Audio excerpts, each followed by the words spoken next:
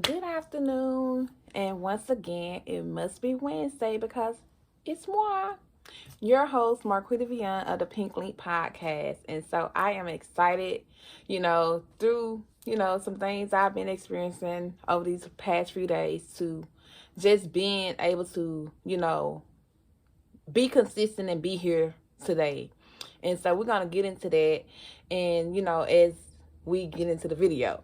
However, I want to say to you, if you've been on this journey with me, please hit those notifications, hit the notification bell. Don't forget to like, comment, share, and subscribe to this channel, and support your girl here at the Pink Link Podcast, where we have powerful, innovative, next level conversations with that K, because we're creatives here.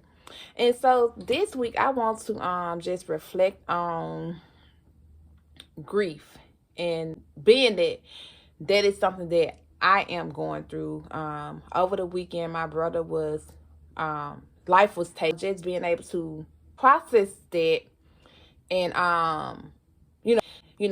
someone actually chose to do this to him, and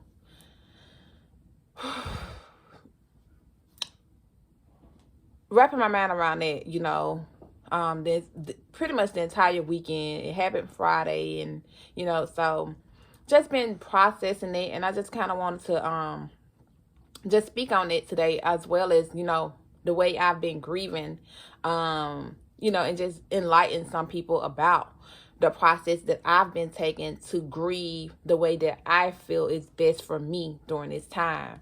And so first I could just go on the process on how he has left.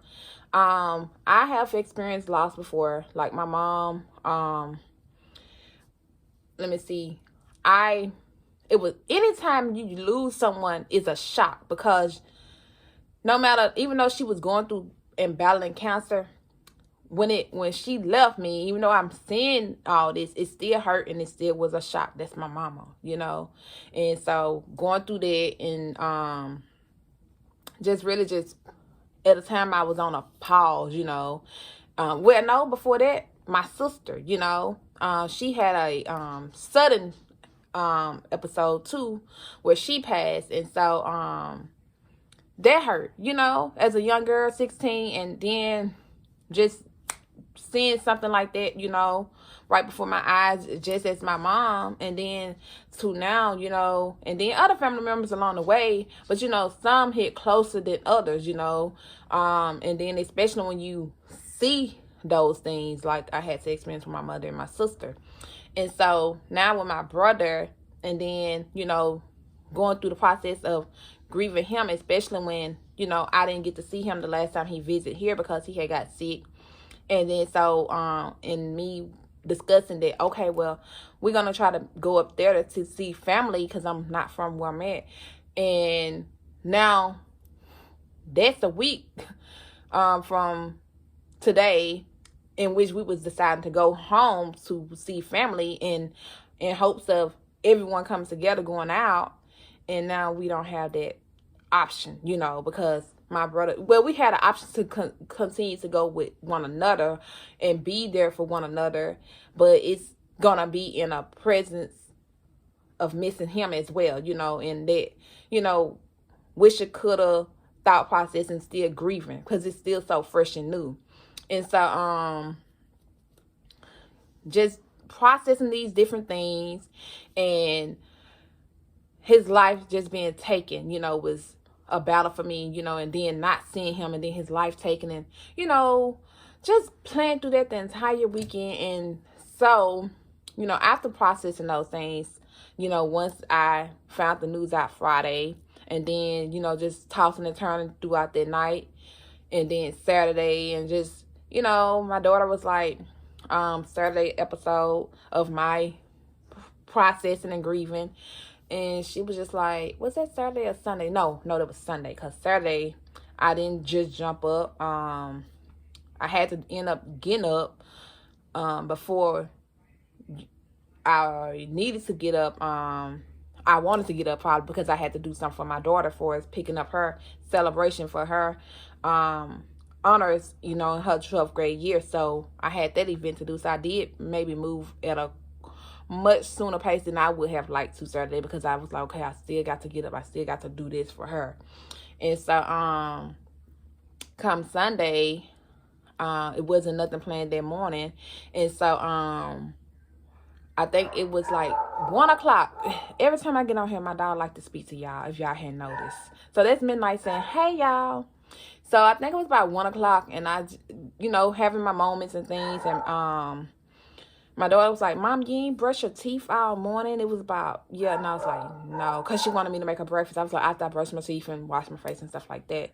And so she was just like, wow. And I was just like, it's just been different. So I get up, and then I have my moment.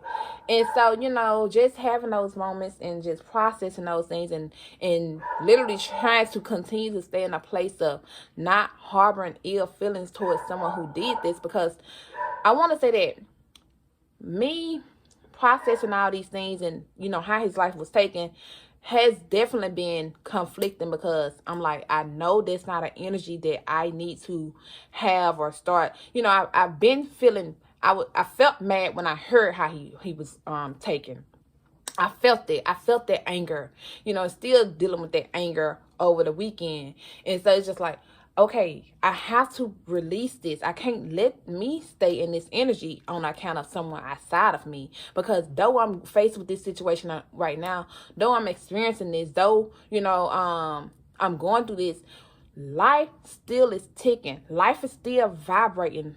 We are still human beings creating our reality. And that's why sometimes you see a domino effect of things, because of the vibration people are letting flow because of one thing. And as a life coach, and just being mindful of my vibration and my creation, I know that I mourn, I grieve, I cry, I pray, but I can't stay in their beds crying and sad, and then just going through the motions, and family is back home. I'm having friends and family call me, but at the same time, we have to be mindful still of our mental state, and how long we have to take control of our mental state and thoughts. And yes, you grieve, yes, you cry, and so you do those things, but you have to know that in the midst of doing those things, that is a part of life, and that what I continue to tell myself is, God is the author and the finisher. He knows everything before me. He knew how this was going to go down. He knew how things was going to happen. So even though it's sad, even though it's unfortunate, even though this hurts, I can't stay in that state of low vibration, in that state of crying, and then of all the work I've done mentally throughout the years, and have experienced deaths with my mom and my sister. I have matured in a way to process it, release, have those moments, cry. I mean, my daughter had to hold me, moments, and okay, I had that moment, and get up. And if I have one, then after a few minutes later, have that moment. Allow myself those moments, but also allow myself to shift. Don't stay there. And that's how people get sucked into depression. And then, it's hard to climb out. The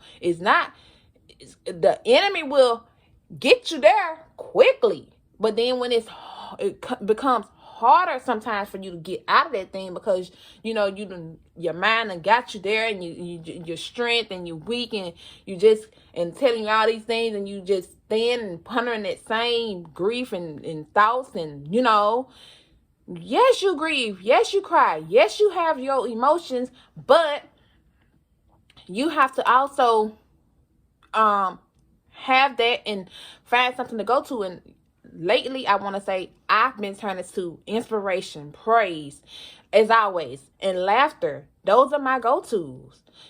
Some people may be experiencing their grief and smoking and relaxing, or drinking a beer, or having a drink. if I don't do those type of things, because I know that some people saying I'm just trying to be strong, or, you know, I'm trying to mask it. And I know you all mean well and not saying it in a negative manner. But I want y'all to know that it's not that I'm masking anything, because my kids will tell you I've been going through this process and overcoming at the same time, because I know I can't stay there, you know. And you know, just taking it and allowing grace, and, you know, asking God for his comfort and his grace. And, you know, when you've been doing the work, like when I had my experience last year to heal, I did pretty much the same thing. I focused my attention on those things that would continue to put me in a better state. And that's why I do what I do, to teach this to others. It's not that you're in denial or you trying to mask or this and that, but in part of, you know, getting yourself to a better place is going to take a better vibration. And you don't want to continue to stay in a place where you continue to be at the low vibration, or the low, those negative thoughts and those ill emotion and feelings and things, where you continue to create that more of that. And so I feel like this is important for me to do this, even though I'm like, am I gonna want to do it? But I have to do this so that you all can know the reason why I am choosing to have my moments. And then, okay, now let me move to a better vibration. Let me get me a laugh in. Let me get me some inspiration in. Let me get me something good to and for me in, even during this time, especially when I have that strength and capability, and then the mind and the mentality to be able to continue to, you know, move into those things and shift like I need to shift, you know, because if I know once I go home, it's going to be some more moments, you know, because this thing is still new and still fresh, and it hurts, especially how you know, how everything happened. But you have to, you know, just grieve your way. You know, it's no right or wrong way to grieve, but at the same time, you know, that may look like a smoke for someone. You know, that may look like, let me just have me a beer in this moment, or sleep, you know, or whatever. And certain things, you know, but for me, I'm going to have my moments, you all, and I'm going to choose something that's good.